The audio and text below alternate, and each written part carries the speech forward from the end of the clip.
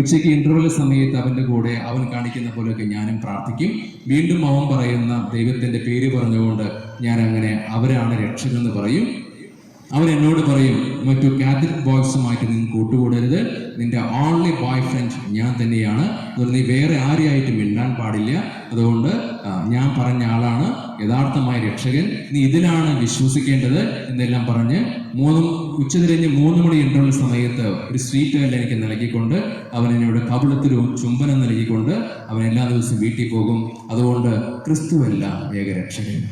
ഇതാണ് അവളുടെ കൂട്ടുകാരൻ പറഞ്ഞു കൊടുത്ത ക്രിസ്തുവിന്റെ ചരിത്രം. ഞാനിത് പറയുന്നത് നമ്മളൊക്കെ സെബസ്ത്യാനോസിന്റെ തിരുനാൾ ആഘോഷിക്കുമ്പോൾ ഈ വിശ്വാസ സത്യങ്ങളെല്ലാം പറയുന്ന കാര്യത്തിൽ നമ്മുടെ ജീവിതം എവിടെ വന്നു നിൽക്കുന്നു? നമ്മുടെ മക്കളൊക്കെ വിവിധങ്ങളായ ഇടങ്ങളിൽ പഠിക്കാനും പഠിപ്പിക്കാനൊക്കെ വേണ്ടി പോകപ്പെടുമ്പോൾ അവിടെയുള്ള ഏത് സാഹചര്യം ക്രിസ്തുവാണ് ഏകരക്ഷകെന്ന് പറയുന്ന ക്രിസ്തു ഈ ഭൂമിയിൽ ചരിത്രത്തിൽ ജനിച്ച, ജീവിച്ച, മരിച്ച, ഉത്ഥാനം ചെയ്ത ക്രിസ്തുവിന്റെ മകനും മകളുമാണ് ഞാൻ. അതുകൊണ്ട് ഏത് സഹന ജീവിതങ്ങളിലും എനിക്ക് ധൈര്യമായി നീ ഭയപ്പെടേണ്ട എന്ന് പറഞ്ഞുകൊണ്ട് ജീവിക്കുന്ന ദൈവം എനിക്കുണ്ട് എന്ന് പറയുന്ന വിശ്വാസ സത്യങ്ങൾ എൻ്റെ വളർന്നു വരുന്ന മക്കളിലേക്ക്, തലമുറകളിലേക്ക് പകർന്നു കൊടുക്കുന്ന വിശ്വാസ അനുഭവം എനിക്ക് ഉണ്ടോ എന്നതാണ് ഈ തിരുനാൾ ദിവസം നമ്മോട് ചോദിക്കുക.